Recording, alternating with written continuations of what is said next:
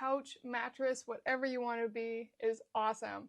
We use it in our off-grid cabin as our adult bed, but we've also set it up as just a couch before. It's really, really handy. It comes in this bag, and that keeps it secure when we're not using it in winter. And right now I'm setting everything up for summer. I really appreciate the bag because it has these good handles. It's pretty easy to carry around if I need to.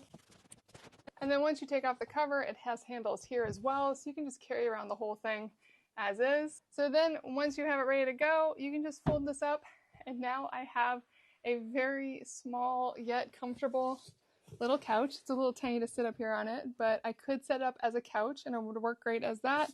But our favorite use for it is having it as a mattress, and for that we just fold the whole thing out. We actually have it on a sleeping pad as well because we want to be as comfortable as possible, but this alone is fantastic.